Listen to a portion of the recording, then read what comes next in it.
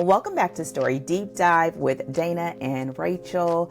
This is a podcast with book coaches, developmental editors, and also besties, where we talk about what we are reading, but not as readers. We are reading to draw inspiration, to become better writers, and it is loaded with great books and lots of laughs, and every once in a while, you get the shenanigans for free. Okay? And we are discussing our book selection for this month, which is Mistborn by Brandon Sanderson. And our conversation today is going to center on the characters. I am loving in this particular book, just adding in the caveat early, we cannot talk about all of the things because we will be here forever. However, I think this has been a great discussion already about some of those things and those gems that we can learn from this story, and it makes for a very interesting conversation. So before we jump into all the nitty-gritties that we have on our wonderful notes, Rachel, what do you have going on over there at Story Cypher? Yes, ma'am. So, when this podcast comes out, it's still very early in the year, and things are kind of really starting to get underway. So, we're bringing in a new cohort for the Academy, which is really exciting. I talked a little bit about this last week because basically what I'm excited about for the new year is what I'm doing right now. So all the things I'm excited about, they're happening right here, right now, coming at you fast. So bringing in our new cohort, which means we're starting from the very beginning of the process in the Academy, which is really just walking through how do you brainstorm, like how do you get an idea and then develop that idea into something plottable. And that's sort of what we spend that first month working on is like, how do you develop an idea? Where do you, even just like practical tools for how to engage the brainstorming process so that you're not just sort of like looking around the room and twiddling your thumbs and you're like, I'm just gonna think about this thing, but doing, really directing your attention and developing on that idea. I'm just really excited to take a new group of people through the curriculum, but also with the added benefit of, so for the members of the Fellows program, who's like sort of, they're doing the ongoing skill development on the other side of the cohort, they're invited to attend the lectures live, so they can, if they're starting a new project, they can go through the 6 months again and have that guided like process of keeping them on track and doing it with other people. But also the new members of the cohort get to benefit from the collective wisdom of the students who went before them. So for students who stayed and continued on in the Fellows program, they're present in the community to just kind of pipe in and answer questions and share their thoughts because they've been through it before, right? And so it's really cool to be able to have them stepping up and being able to say, oh, you know what, when I went through it, I did this thing, but I really wish I had done this other thing. Or, I was in the same spot that you were. Here's how I overcame that hurdle. And that's that benefit of bringing in new students who are doing this for the first time, while they're also surrounded by students who have done it before. So you sort of have like the seniors who are able to take the new students under their wing and say, oh, here, like, let me help you. Or like, here's what I would recommend, or, so being able to build that community really from the ground up. And so we're getting into the thick of that with the Academy, which it's just always a good time. And brainstorming is kind of like the fun part. It's all the fun part, but this is that very open time when the whole world of possibilities is open to you. And then we start to narrow down so that this part is fun because it's sort of like it's very broad and very wide. The fun part of the steps that follow is sort of like narrowing, like is going deep on something. So it's fun to go wide and kind of be like, oh, I could do this, I could do this, I could do this. And then it gets fun in a different way where you start to narrow down to like, ooh, I could do this specific thing and it could look this specific way. And then it's with these specific, right? And so it's sort of like gets fun going deep the remaining 5 months. So that's what we got going on over here, and just rocking and rolling in the new year. What about you, Dana? What you got going on for the new year over there? Well, listen, y'all always know, like, first of all, as if I didn't know this was already going to happen, it's always the me? What?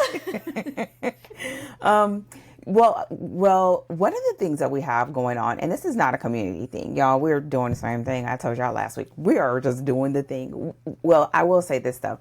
One of the things that I found really interesting when I was planning for this coming year and thinking about the students and the themes that we would have from month to month, like as we double click on some of those key skills, especially in DTW, was really like realizing how much I protect that space. Like we have a very interesting group of students who are like actively writing, actively publishing, and that's not the same space, and it changes the dynamic and the questions and all of that. It's not just a space where people are learning craft. We are talking about craft, but it's like you're taking it from discussion to the marketplace. And so once I started, like, the more I chew on that, it makes how I share, where I go, the way that I do it change, because that would be a very interesting place if you're just there to work on something and for forever, which is not bad. Because I mean, some people, they just like to because it's just their jam. But we're moving, and so it's been very interesting. So that wasn't the point that I was gonna make, but it as you're saying that, it was like, that makes a huge difference in how I approach our topics, how I approach the book club selections, like all of that. And so one of the bigger things that has happened is over the past few months, this, I don't know if I've mentioned it on the podcast, I've been working with my coach. And as I was working with my coach, I've been getting on LinkedIn more, which has been a whole interesting thing. Yeah. And a part of that has been that I am starting to post more on YouTube, which has been, I have no words for it yet. I don't want to claim scary. But it is so different. Exactly. It has been so different. And it's so weird. And it's so, I put all the weird words on it. It's been such an interesting, even so far, just committing to do it. Yeah. Even as being, like, I was thinking about it yesterday. Like, I've been posting on my craft YouTube channel, I know, for over 12 or 13 years. Yeah. And so so people automatically assume it's the on camera, it's being, that's not it, because I do that. Yeah. And so it's been all the time. Exactly. So it's been the questioning of what makes this feel like a different bucket of nerves. I don't have the actual answer. Yeah. I think I'm figuring it out as I go. But what it has meant is that I've given myself a whole lot of permissions that I have a feeling I'm going to get bashed for, and I hope I don't. I hope people just love my rambling. I just have to love you and what you have to say. I defy anyone to, if someone, listen, all right, I'm gonna go picking fights right here, right now. Come on, pick a fight, right? If you go bashing Dana's YouTube, I am ready to throw down. I will fight so hard. Don't you do it. If you have mean thoughts, keep them to yourself. Okay, if you don't have, but here's why I'm saying this. I realize that every time I get ready to turn on the camera, I want to say, y'all, this is just how I roll. Because for some reason, like in my mind, there is this container where you've got to just have it a certain way. And that just never feels totally comfortable. So by the time I'm really rolling and I'm in my bag, I'm like, ooh, why can't I feel that way at the beginning? Yeah. Right. And so it's been this very interesting journey of like, the people who really, really rock with me and love me know I'm a teacher, and you just can't always do what I'm talking about doing in 5 minutes or 3 minutes and that's just not my bag. And I just have to, so the permissions is, you just got to be okay that that's just how it is. And can you get better and can things change and all of that? Yes. So that's the thing that I'm working on now, of like, the preparation is probably more because I am letting myself be in where I feel like people get the most from the time with me. That, and also the fact that I feel like there is a unique perspective that I have when it comes to writing romance that I don't get to share a lot. I share it when I do presentations, but there's not a lot of that. So it's been interesting. It's been very, very interesting. I don't have any other way to describe it other than that. Other than I've just said, okay, I'm going to do one a week. Yeah. One a week. And I have a list of stuff. I don't know I don't know what's going to happen with this, Rach. All I know is I said I'm going to show up and I'm going to let myself do whatever it is, and I'm not going to over edit it. So y'all get, I realized in the last one, because I was listening back, I said I'm going to listen to them and evaluate or whatever. I was talking to myself at one point, but you know what? I said, I was just like, Dana, you was low-key talking to yourself right there. I just, but I couldn't help it. I couldn't help it. And so it's been interesting. So being able to pull in our book club selections, talk about some of the actual examples. One of the other aspects that I pulled in, just like when I do presentations, I love giving questions to ask yourself. Because sometimes you hear these concepts, and for many of them, it is hard to explain. That's why it's never been explained before. So hear the example. Hear the explanation. Hear the example. Now just ask yourself these questions. And if you can't answer them, well, then start there. And it feels fluid the way that I like, where you as the person can be like, okay, I can start with that one thing, or I can start with these two things, or, oh, that's what that means. So so that's what I'm working on over here, as if I need any more things on my plate, but you know how that is. You know, what I really like though is like we're watching you demonstrate in real time something you talked about last week, right? Which is where we make a plan and we do our best to make that plan for real life. And so especially if we're starting something new or unfamiliar to us, right? So the idea that, I'm going to write every day for 5 hours. I've never cracked it before, but I'm going to write every day for 5 hours. It happens all the time with exercise, right? Where it's like, I'm going to get up every day at 5 a.m. and I'm going to go running. And you've never worked out, you've never gone for a run a day in your life. And it's the same thing here. And when you do that, right, a lot of times you set yourself up for like, you do it and then you're like, oh, this thing was super hard and terrible and I didn't enjoy it. And then you never do it again because your experience of it is so negative. Resistance. And so instead, right, you just give yourself space to work up into the thing you're trying to incorporate into your life. So like for YouTube, it's like, okay, I just need to make one video a week. And I'm not going to put crazy constraints on the time. I'm going to make the videos the way that makes sense to me, knowing that I'll get better over time. Yeah. You're not like, I'm going to release a video every day for 6 months. Like, this is none of that. I did think about that. I thought about it. I'll bet you did. I bet you were like, if I do it this way, then I can maximize the number of videos. And then I'm grateful that some other part of your brain was like, hey, Dana, listen.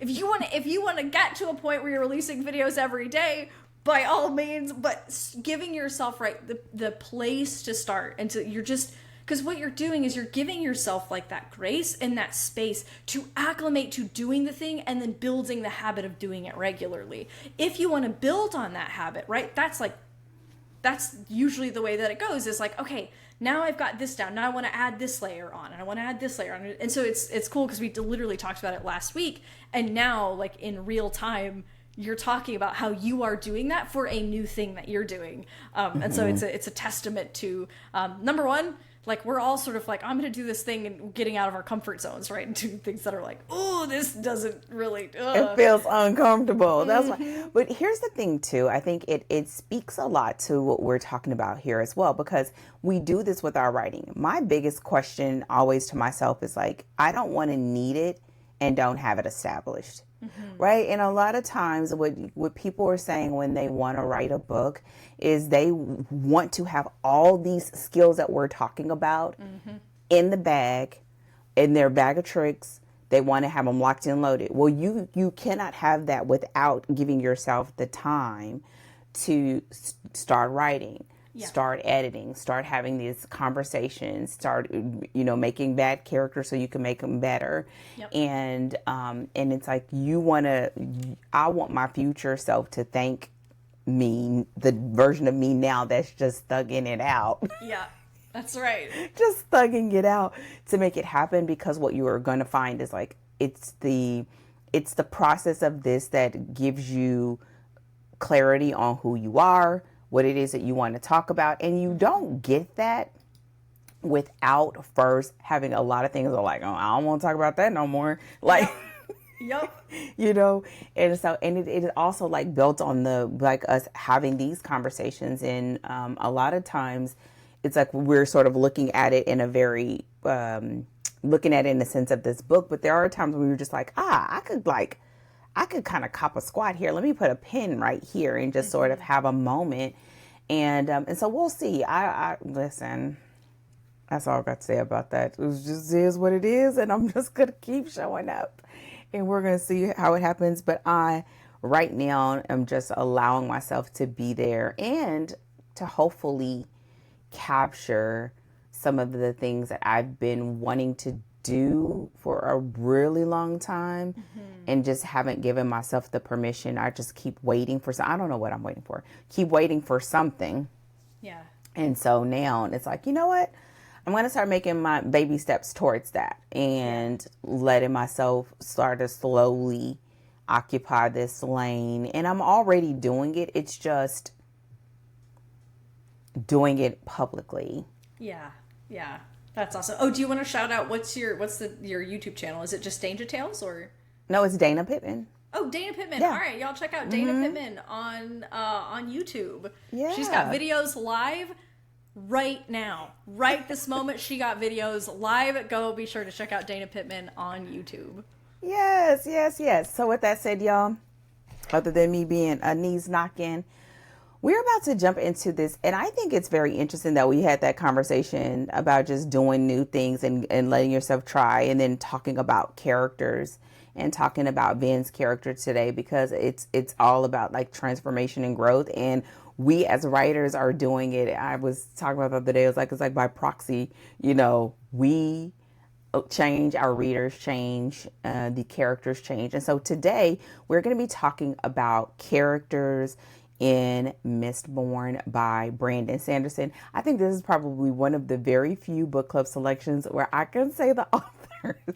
I was just thinking about that. I was like, hey, she goes straight in. Brandon Sanderson isn't like, Rachel, do you wait, hang on, chime in. What is it? And I need a little veil so Rachel knows. I think about Twisted Love every time. And you just be, I don't know, Wang, or whatever you say. I'm going to mess it up. Okay, so we're going to be talking about that. But before we get into the discussion, Rachel, go ahead and give us the summary, and then we'll get into talking about characters. All right. So, Vin is a Ska working on a thieving crew, just trying to survive. Like every Ska, under the heavy hand of the Lord Ruler, God and Emperor over Luthadel. But when she gets recruited by Kelsier for a job, she discovers that her luck is way more than just luck. And Kelsier isn't just trying to rob the Lord Ruler, he's trying to kill him. This high-stakes job could change everything for Vin and Ska everywhere. If Kelsier and his crew of specialists can overcome Steel Inquisitors, noble spies, and teach Vin how to be a Mistborn, and how to wear a dress. So as we deep dive into talking about characters, what are some of the things that you want to guide us through when it comes to this discussion? As a reminder, whether you're listening or watching us on YouTube, what's up? Dana is totally riding shotgun over here, okay? Because this is Rachel's world. But I have absolutely loved reading it this time around. And so, Rachel, what are some of the things you think we should really kind of like rise to the surface when it comes to characters in this story? Really quick, Dana's over here playing coy, saying, I'm just riding shotgun, as if she didn't have some amazing insights that she brought to the table last episode. Like, she's like, Dana's playing it cool. Like, she's like, I'm just here, when she's dropping hot knowledge every time she says anything. So, Dana This is why, because, girl, do I know any of the characters' names? Fortunately, so far, you haven't had to. So, y'all listen, I do know where my strengths lie, okay? Listen, I know I'm a bad mama Jimma, but there's some things I'm going to pass the torch. This is where you lean on your friends, okay? But no, y'all, I love this, but I also know that this is Rachel's, like, so I have to love it just because I love her, okay? So she's contractually obligated to like this book because we are friends. Listen, it's somewhere part of her DNA, okay? So I just gotta let the record show my Claire Huxtable moment. But yes, what are the things you want us to discuss, Rachel? So I think actually we both kind of have our topics really overlap in these two really broad areas. So the first thing I want to talk about is Vin's internal arc. And this is really important to talk about, you know, on the one hand, her internal arc, her internal arc, that was a slip up, but then I was like, nice. That's kind of clean. But number one, really showing how the protagonist's pain points, right, drive their decision making. And that's how you really show how that show that internal arc and demonstrate it over the course of a story without turning it into like, oh, I'm so sad about this thing, right? And they're constantly narrating it to themselves, and you lose really the impact because the character is trying to tell us what their thing is versus us actually seeing it actively impact them. But then also the fact that, you know, she has a complete internal arc. We talked about this last episode with, you know, the external story closes. It is a complete story. Likewise, the arc that Vin goes through is a complete arc from the start of the book to the end of the book, but at the same time is only just the beginning of her series-wide arc. And so talking about, you know, how that functions and how to think about it. And then the other sort of big bucket of category, I really just want to talk about the secondary characters and the role that they play. And also why I think the way that they're sort of presented in this book is really important because they're going to feature in the following books as well. So those are kind of our two big buckets of categories. Are there particulars that you want to just sort of highlight that you'd like to talk about as we get into both of these topics? I don't think so. Well, I guess I would like double click on a couple things. One, I really love character development, and I love the consideration of wounds and what brings a character to the story. Like, I always ask, why this character? Why now?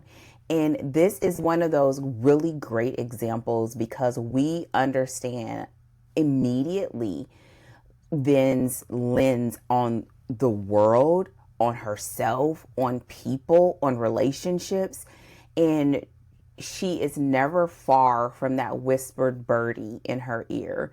And it is all informed by that wound. And I think this is such a great help to people if you have an issue or it's hard for you to sort of not just picking their flaw because it's what is needed for a character profile sheet, but seeing how it's instrumental, it's practical, and it also becomes the lens that this character sees everything. So that means when it's poked, when it's prodded, when it's tried, when it's praised, we understand her, and knowing her is the beginning of us being invested in the other two books, right? Speaking of YouTube, like this is what I just talked about. And so it's so important. So I think this is a great example of that, an amazing example of that. And we are right there with her. And so it becomes this sort of, it predates everything, but it shapes everything, and it shapes everything in the story. So that's the first part on your first leg. Because in all of this, we see that Vin, the whole time she's risking herself, and she's always dancing with whether it's worth the risk. And she doesn't say it that way, but do I want to do this? Is he really telling the truth? Right? That's her deciding whether it's worth that risk. The second thing that I'll double click on with the cast, I find that it is always a challenge to have a large cast. Whether you are writing fantasy, whether you are writing cozy, whether you are writing romance, whether you're working on a series and you have a family, And one of the things that this story does beautifully well is how each one of those characters represents something different, both to the overarching arc, which we talked about in plot management last week, but also to Ven's journey, which is the arc for this story for her.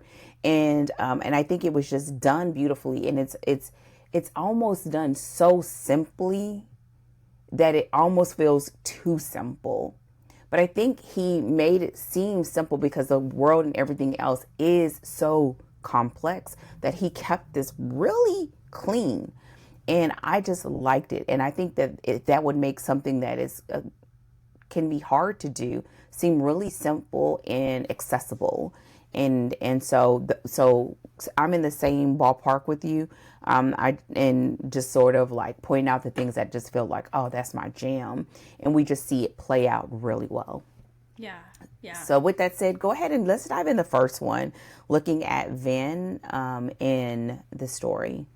Yeah, for sure. So just like you were saying, Ven's pain point is and this is the basis of this first leg of her arc, we'll call it, since she's going to go through an arc in the second book and the third book, which forms her entire arc as a character.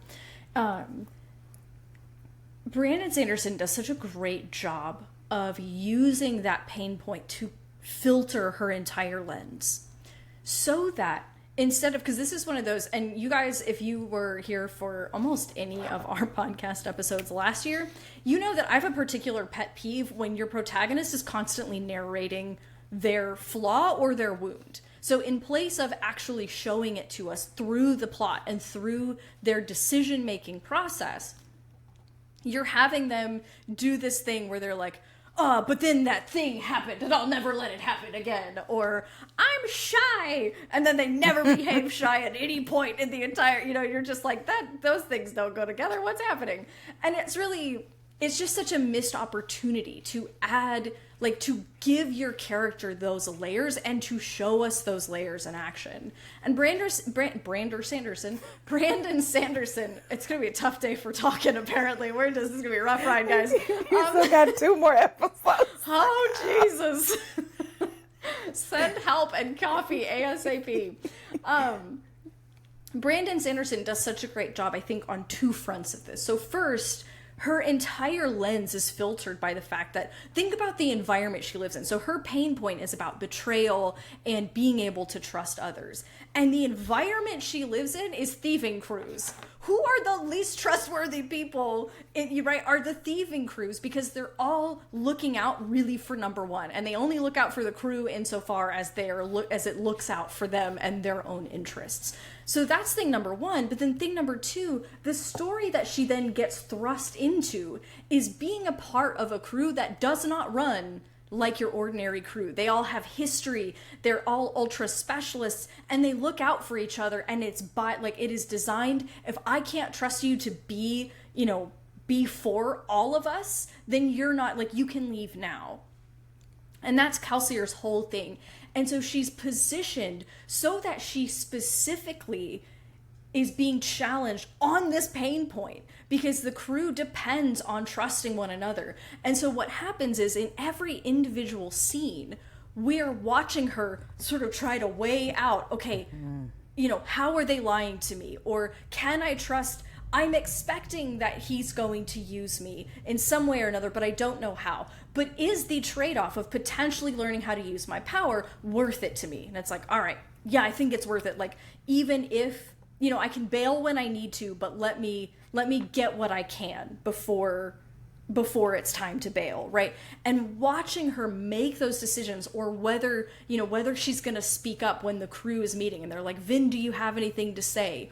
Or whether she's going to open herself up to, in a personal encounter. And these kinds of decisions, she's constantly faced with them. So we're watching the way her mind works because of the wound that she's experienced, but then also we're watching the way that she's choosing, so that in individual scenes, we see those micro steps forward, so that by the end, when she is an integrated member of the team, and when she has kind of reached that development, it doesn't feel like she just changed all of a sudden. We're like, oh, this isn't the character that we've been spending the whole book with, but we've been watching her change in increments, scene after scene after scene, and that gives us that really smooth arc, because the plot is directly challenging her here, and we're watching her make those decisions and shift slowly over the course of an entire story, which is chef's kiss. I think this feels the way that he executes this so well. And as my brain normally takes in a story, I usually try to figure out like, what are the parts of her that are being challenged, right? Yeah. So what we see with Ben, like you could clearly put like, she's Ska, she's a woman, she's a Mistborn, and then ultimately she's a human really trying to navigate agency and what does it take. And so if I had to really think about it in the beginning, she's purely just trying to survive. Yep. And sure. all of the elements of herself that she's sort of either protecting or showing or utilizing to make that happen, just so that she can eat and that she can be safe, as I'm putting up quotes because that's even, it's in the beginning, because I'm like, oh my gosh, like it was kind of brutal there, like immediately. Yeah. And so when you begin to sort of delineate what those things are for that character, then when you go from scene to scene to scene or chapter to chapter, you could begin to say, well, what's being challenged? What is her response? And then what becomes the next action that she takes based upon the decision that she made? And what we start seeing is like those micro shifts in her character. And I love the way he chooses to represent her on the page. And even though this story is very almost action focused, like there's a lot of like doing and being, that it's a lot different to me than what you normally find in a romance, where we kind of, we could be prone to navel gazing. That, that you see that, but we're not ever far from her, those whispers in her ear, even her own, like how she talks to herself about her abilities and her speed of catching them, because she still feels like she's behind. And Kelsey is like, but no, you're not. But to her value has always come from, and that becomes the ultimate question, like, where does that value lie? In her, the world having told her that before, and now this crew comes in and is basically saying, no, you get to decide. Because even early on, which I saw for the first time, y'all, I hope this is not a spoiler, I hope it's not, but when when he told her of what she was and how that was like the biggest threat of all to be, I was like, oh. He was like, if you would have been this, that, and the other, you would have already been something to be fearful of. But now that since you don't have the noble to define what that is, and you can define what that is.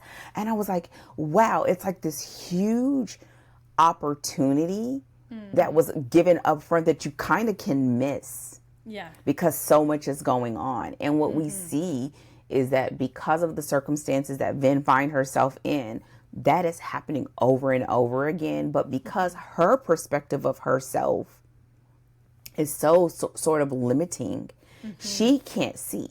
But Brandon putting that on the page, we see as the reader. And this becomes why we are invested. Because we want to know, will she realize how powerful she is? Not just because it can help her keep herself safe. Because book one is about her sort of dancing with this question for herself. But now can you take on that Mistborn cape or whatever on behalf of your people, of your community, like of your crew, of your, and it begins to escalate. And this is how early on he lays that foundation, not just for her individual journey as a character, but for her trajectory, because he sets up the possibility and the opportunity of like this moment, and she's just like, listen, I'm just trying to eat and not get bothered. I'm just trying to be invisible. Listen, I'm just trying to hide in a corner and not get somebody messing with my emotions. She's very simple.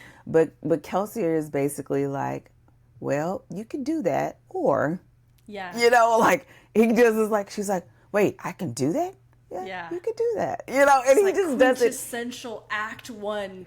You could just try to survive, and then the rest of the story is going to be like, okay, but that or is like packed with a whole lot of other stuff that's going to be really complicated and really generally probably a little upsetting, a little violent. It's going to be a lot of other stuff. But Act 1 is like, but you could be. You could do. And then we're like, you can what? And then we want to go with the protagonist on that journey. You're just like, that's like perfect Act 1 stuff, right? Well, and the fact that I think it's hard, it's easy to forget, but when you see it done well, it's like, which is put it on a page. Yeah. Because the moment it's on the page, we as the reader know, oh, wait, it could be that. Yeah. And so every time we fall short of that, we know that there's still more to come. Yeah. And I think that's the part of Ven's journey for the third read it took for me to get, okay, you know what I'm saying?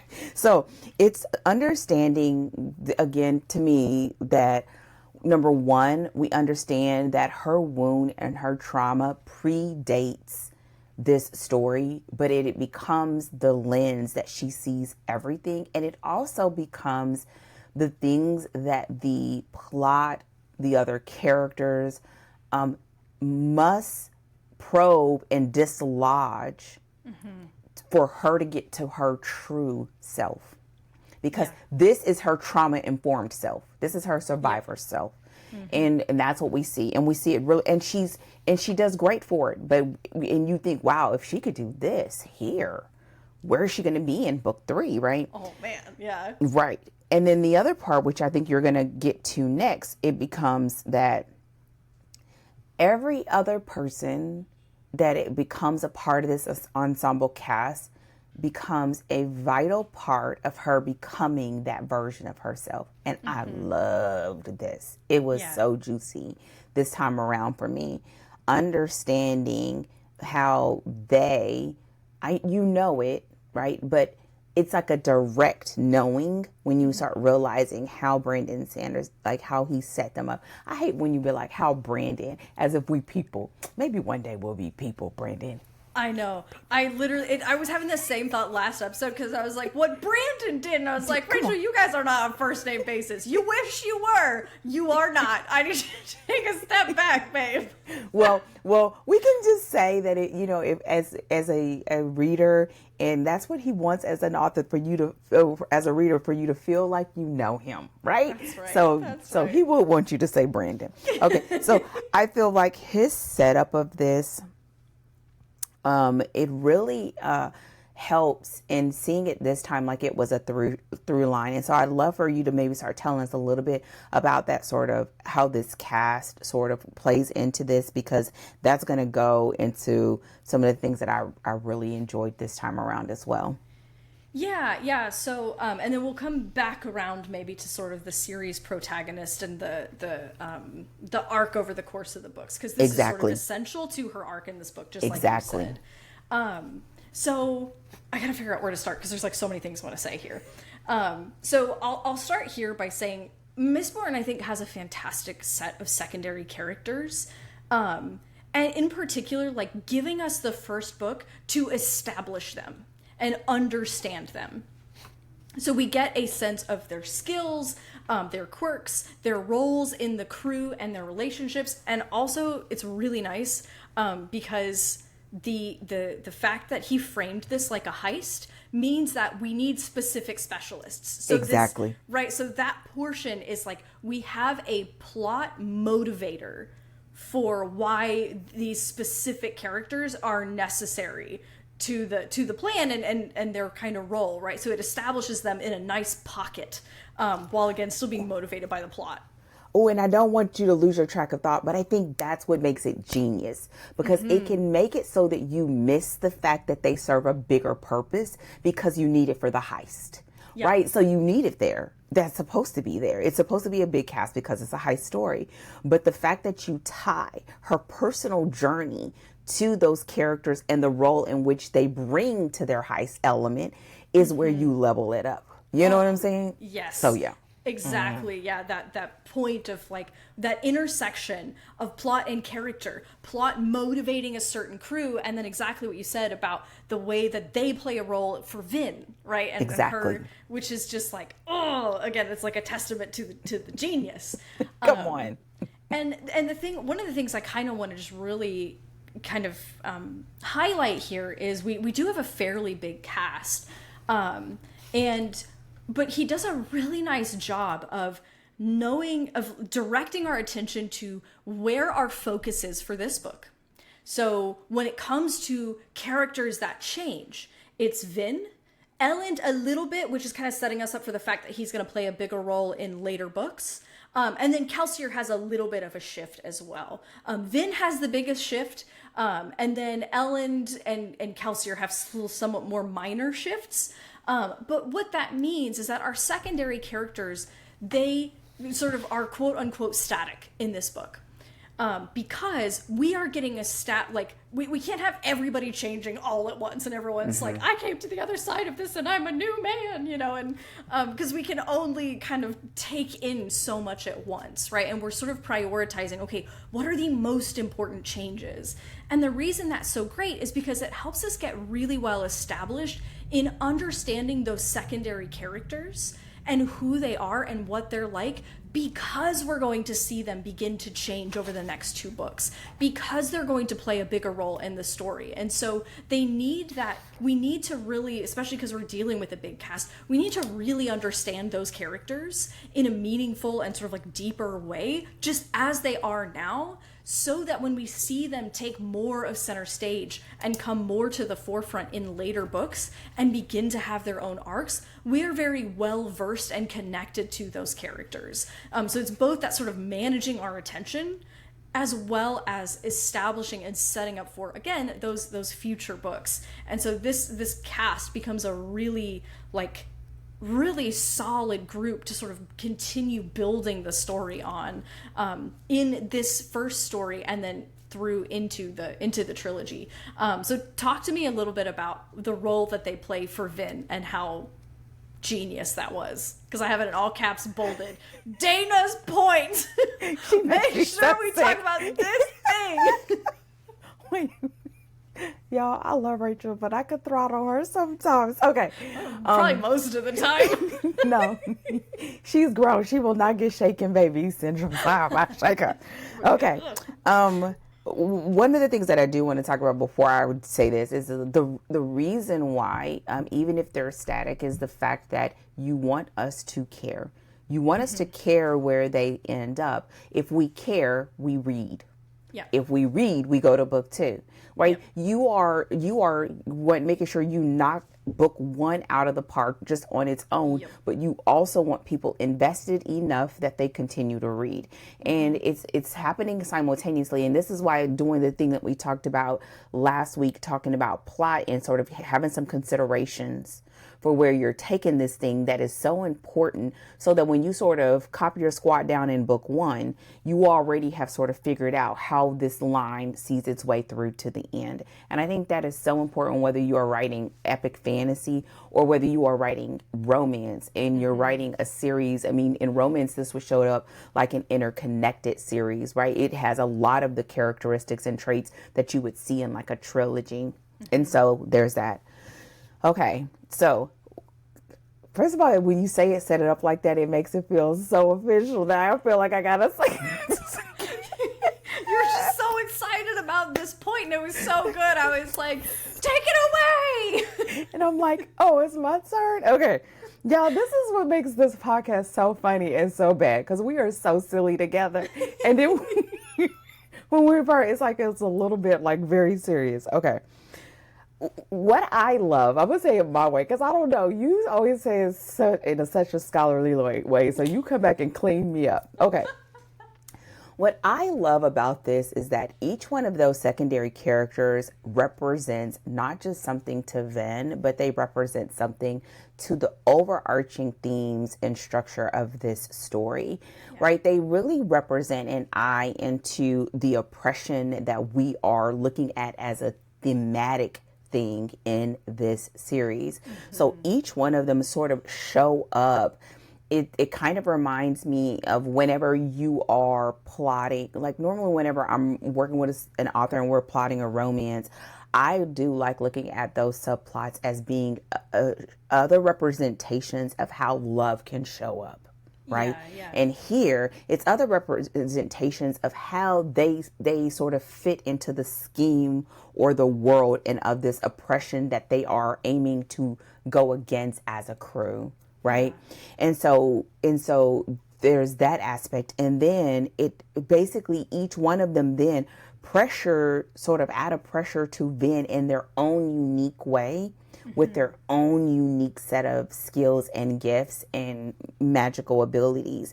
And so what happens is it structures their role in the plot as a part of the heist, but it also structures their role in her emotional journey. Yeah. And at first, it's like the first time you really get to see that outside of Kelsier, when she's talking to Breeze. First of all, isn't his name Breeze? I love Breeze. Breeze is amazing. Breeze is so extra. And so it wasn't until there was a scene where we saw him sort of working in the backdrop of one of the meetings, I was like, oh, but don't get it twisted. Yeah. Right? He lets that air of like, I don't know, he's a little bit extra. Exactly. Don't you want to get to me a glass of wine? She's like, she's like, wait, are you messing with me right now? She stops every time. Like, I can't tell. But what happens is, even in that, when he had a very poignant conversation about everybody does this. It's not just magic. It's just why do you do it and how do you do it? And so to me, what we see in these characters when we pull back, the airplane view is like, you don't just have this ensemble cast to have a whole bunch of characters and to confuse people or to show how smart you are, right? You don't in this or even just have this ensemble cast because it's a heist and we need the skill set of each one of them for a very specific reason, even when they are missing people and they're needing to source each other to be able to fill in gaps. But ultimately, we also need it so that she becomes who she needs to be at the end of this story and at the end of this trilogy. Yep. And that is, going back to plot, very, just genius, right? Like, being very forward thinking and what does she need and what does she need to learn, and it goes back to those rules that we talked about last week, right? Which is why it's hard to talk about one without the other, because it means that we need to understand, well, what's at work here, what's at play, what are some of those things that she needs to understand that she was on the outskirts of for so long that she didn't get the opportunity to understand. This is how it works. This is what it means to be noble. This is what it means to be a Mistborn. This is what it means to be Scott. This is what it means to be, to go from being like, she was a crew member, but only a crew member was a step up for her. Yeah. Right? It was a step up for her. And we know this for that very first moment when Kelsier explains to her who she really is. I was like, how did I miss that? Yeah. Like, when he just was like, well, what this means, when you're a Mistborn, this is what it means. Yeah. And it's like, wow.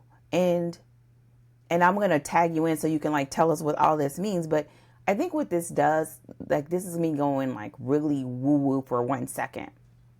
This is the joy of being a writer. Yeah. Right. It's the joy of being a writer that, you know what, you've bumped around your whole entire life thinking you're average, but you know what? Newsflash, you're not. Yeah. And we get to explore this thing of like, you are so busy aiming to survive. I just want to eat. I just want to sleep and someone not mess with me. My brother left me. My parents are not here. I just want to be somewhere where I don't even have to be liked. I just want to be tolerated to a point where you just that you won't let me get hurt. Right? Like her requirements to be present, it's so low. It's so low that it's almost non-existent. And from the beginning, Kelsier is just like, nah, boo. But I'm going to let you just, because that's where you feel comfortable. And even when he's talking to the others, I just saw Kelsier as someone different too, of like, he has his moments, but he was very nurturing. And it's an opportunity as a writer to understand where are those, I'm going to think about it as vitamins. I'm so sorry, y'all. I might botch this example, but we're going to go with it. I'm a goer. Like, tell me more about the vitamins. And I don't know about them, but I'm going to make it up because I'm creative. So the reason why we take vitamins is because there's a deficiency, right? We take over the counter. We made, you eat your potassium or eat your banana because you need more potassium, and you have your sodium or whatever. And what you're asking of this character are, where are the deficiencies? Where are those areas where they need to be not just strengthened, but you've got to have some, like a pouring to a point of overflow to be able to tap them off, to be able for them to be even anywhere near who they need to be to even have a chance at success. And I think that's the lens when he did the character growth here that I'm like, this is so good. Yeah. And because he has 3 books to explore it, that meant that he could sit in the where she is right now, real good and juicy, to be able to explore it all the way through. And I'm sorry, I went in on the whole thing. So that's what I meant. And I think each one of them were like a form of a vitamin, right? They gave her the thing that she needed. She thought all she needed was Kelsier to show her how to use her luck. Yeah. Just so she could protect herself and have more access to it and not the limited access that she had before. And it was so much more because she didn't even have the vocabulary or the understanding that there could be more. And that's what this story does thematically, but we see it through, which is probably why he auditioned protagonists, right? Yeah. This is what we see through Vin. Yeah. Well, and the other thing is like the opportunity, I think, here for writers as well is something that you touched on. It's like, okay, you have a cast, right? So you sort of by reason either of your plot or the fact that, characters are the things that come to you first, you know that you have these characters in your story and they serve a particular function. And then the question, like the opportunity there is like, okay, and what else? Right? Like there's an opportunity to invite that character to participate in the theme of the story. It's like, okay, if the story is about this aspect of, this aspect of being human or, whatever that thing, the sort of like, not necessarily the core plot, although certainly it can be that, but it's also like, but what is this story exploring about the human experience, right? And it gives you the opportunity then to say, well, what facet of the experience does this person represent? And that can help you, right? That can kind of start trickling you back to things like backstory and more, particular aspects of their personality or their own goals within the story and what they are after, what they are trying to achieve, so that all of a sudden the characters begin to take on more layers simply because you are taking advantage of the opportunity presented to you by the fact that this character is going to be in the story. And that's awesome, but like it allows you to say, okay, what else, right? And inviting those characters to do more and be more for your story. And that's exactly what we have here. Now, one of those particular ones that you mentioned in our sort of like we were talking before we started recording is Elend as well as the romantic interest. And I would love if you would talk about the role that Elend plays as well. So we have our crew members, awesome. And then we have Hunky or... hunky is not generally the word that I think people would use to describe Elend, but like cute, nerdy, lovable Elend as our love interest. And I wonder if you would talk about the role that he plays in this as well. Yeah, I think the use of a romantic subplot is smart in general, but specifically here, what I find it's a great use because we get the opportunity to see Vin without the pressures of everything else, and we get the opportunity to see how she's translating the experience that she's in, right? Because the reality is when she's in this crew, she's under the sort of protection and sort of, I don't want to say orders of, but how they operate, and she's just sort of trying to man her spot. When she's with him, we begin to see Vin, the person that she is and the person that she's becoming. And it becomes, it's in this space where we see her be a little sassy and be a little girly, and even sometimes forgetting that she's in a role. And so therefore we also get to see her digesting what she's experiencing. And it makes me think about like the role of a love interest is not just to be, you know, part conflict, part reflection, but it also is to be that the love interest becomes that person that sees the real them.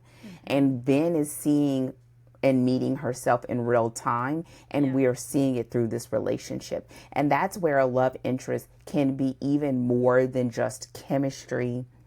It can be more than physical interest. It becomes this like a mirror, but it also helps us to see who she's becoming without the influence of her mentors, of her own volition. And so we get to see who she is and who she's becoming. And we ultimately begin to see, and because Brandon, because we're peoples now, how he did this so well in that he also, in a very clever way, used it as an opportunity to insert a contrarian or a descending approach or thought. Ooh. It's like, oh, you being messy, right? Like, and it's so yummy and delicious, right? And so, it's like, it kind of reminds me. I think I love when you talk about this. When you talk about how, like, when you start doing your brainstorming, and all these bubbles start showing up, and you always ask, is there a way where we can consolidate these, bring it together? And I think that's what he did. It's like, what are some other thoughts that we need to have on the page here? And the fact that you bring it in one of the most vulnerable aspects that you could, because being in a romantic relationship is one of the most vulnerable places that you can be in, because it's the most exposing, right? And then you insert it there. Oh, wow. Right. And so I think it was one of those moments where you consolidate, like, what are some other things that we need to have present in this story, and to use it through that capacity. I can see how you can get a lot of mileage from that over time. And so, I think it was a great play. Great play. Yeah. And what's great is like that actually fits really perfectly into when we start talking about her arc over an entire series, right? So, this is where Vin begins to, and you mentioned this already, where she begins to form her own perspective. So she's been influenced by, Calcier's like, boo, nobles, gotta kill them all. And Vin getting into the thick of it, and like you said, away from the influence of her mentors, she begins to form her own opinions, which is like, what's so great is she started by just being like, man, I'm just trying to survive. Like, I don't need you. I don't need to have opinions. I don't need you to know my opinions, because I just need to hide in a corner and eat and not get murdered. It's a low bar. And so over the course of this part and through the romantic subplot, it begins to go from I'm just trying to survive to I have thoughts on this. And then it escalates to I disagree with my mentor on this. He has been her sole lifeline. From the moment the story opened, Calcier has been the only person that she can trust, that has taken her in and seemed to have taken care of her and not betrayed her. And now, like, she's having thoughts contrary to her mentor, and her having to figure out, like, I don't know, am I allowed to do this? Is this okay? Like, what happens to my relationships when we sort of turn into dissent? And it escalates to her at a point she will confront Calcier with her perspective. And that's right, and that gives us the opportunity to see how she is coming into her own, to say, I think you're wrong on this. That is a huge moment for someone who's like, please don't kill me, right? Like, to be able to go from, please don't murder me, to, I disagree with you. I know that you're more powerful than me, and I know that you are in a position sort of some kind of authority over me, and I'm still going to say it, right? That's that is big stuff for Vin. And so when you take that, and then we're leading her up toward, the person that she is at the end of this story, right? So we have a complete arc for her internally at the end of our first book, which is, again, the same thing that you want, the same way we saw in the plot episode previously. You want the same thing internally as well, right? You want to see that, like, okay, they've made sort of a complete step. The journey's not over. In fact, it's only the first step on the whole journey. But it kind of, again, it closes out those loops. So we say, okay, I see that this character has changed in some way from the beginning to the end. And it sort of is like a nice closed loop in a way. But then her complete arc is going to take place over the course of the series. And so the way that I kind of like talk to my clients about this is, at the end of book one, who does the protagonist need to be in order to be able to take on the events of book two? Like, to even have a start, you know what I mean? Like, they're going to change through book two as well. But when you know that they're going to go from book one to book two to book three, and knowing that those books and those conflicts must escalate, there's only one direction they can go, and it is up. Knowing that to be the case, who do they need to be at the end of this book? So that that can be their ground floor at the start of the second book to begin going on the journey that the second book is going to take them. And then the same thing for the third book. And you see that really nicely, because Vin can't still be mistrusting and hiding from the crew in book two. Like, that's not going to work. She needs to get over that hump of her internal arc before she will be a protagonist that could reasonably be positioned in book two. And so she has to get over this hurdle, and that'll allow her to get into book two, and then she's gonna have to get over that hurdle, which will prepare her to get into book three. And so that's sort of like shaping that arc over the course of 3 books, so that we get full arcs in each one, and they are also escalating alongside the external escalation of the story as well. And I would say to this, as we get towards the end of this conversation, and we have to believe it. We have to see that she has the capacity to be that version that you want her to be at the end on her own 2 feet. And I think, again, this is what makes this story so great. And I also believe it's going to make this story really great when you just listen to this conversation that we've had, whether you understand everything that we're saying or not, whether my vitamin example lands or not.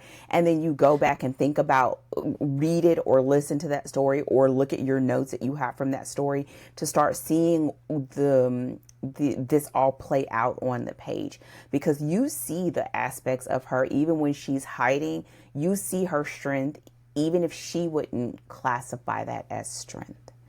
You see her reasoning and problem solving skills, even before she would classify that as being her ability to discern a situation and make decisions quick, and make decisions when it could be deadly. Even we saw even for her, whether it goes right or wrong in the beginning.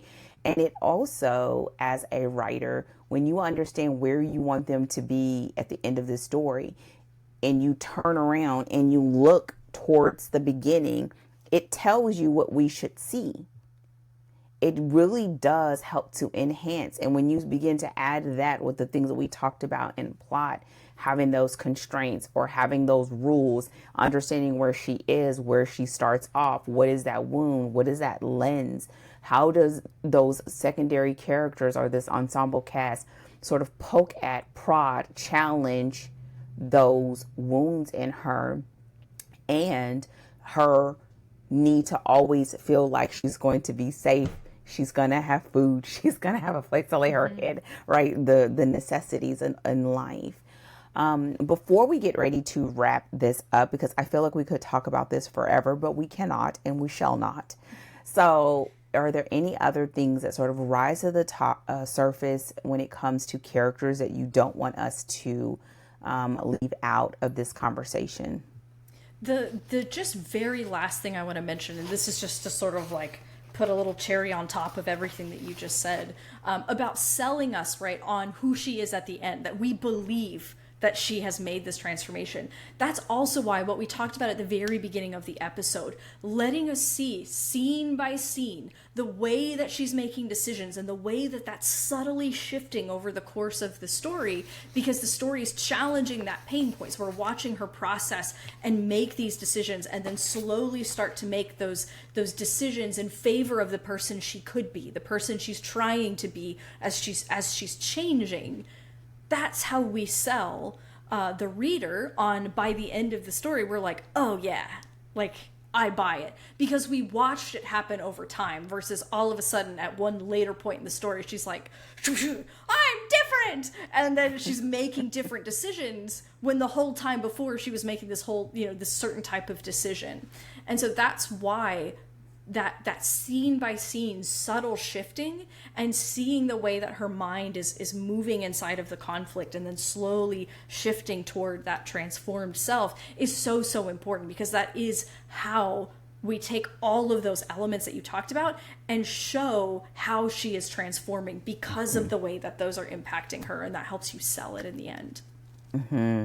I always like to, when you talk about the try-fail cycles, right? Like the try-fail cycles, and being able to point those out of maybe what she thought versus what actually happened and what is learned from that. And you see it later where they take a different approach based on what they learned or their success or failure from a previous try. And so everyone, that is our discussion when it comes to characters. This story is so meaty and there is no possible way to cover everything. However, I do believe that we covered a lot to be able to look at your protagonist in your story and to begin to ask some of those questions of where are they going? Where are they at the beginning of this story? Can we clearly see on the page that they are where they are kind of getting in their own way and the journey that they could potentially go on? And do we see this version of them that they don't see yet, that they will eventually need to assume or to fully stand in that role to be able to complete this story, but to carry us, in this case, for 2 more books? You need us in 10 toes. Yeah. And we've got to like, know, and trust Vin with this story, because she is the person that is essentially guiding us through this world. And so with that said, that is it for this episode of Story Deep Dive. Thank you so much, as always, for joining us. If you haven't done so already, don't forget to thumbs up or subscribe, depending on where you are in it. And you know what? Go ahead and give us a review. Don't be over here just staring at us. And subscribe. We will be back next week with our editor's takeaways for this story. And I feel like it's going to be the juiciest of all, because a lot of this has already overlapped and intertwined and they're woven together. And so it really helps us to look at the big picture and have some takeaways to help take us into our writing journey. And with that said, we will see you on the next episode. You can visit us online at storydeepdive.com. Take care, and as always, happy writing. Goodbye.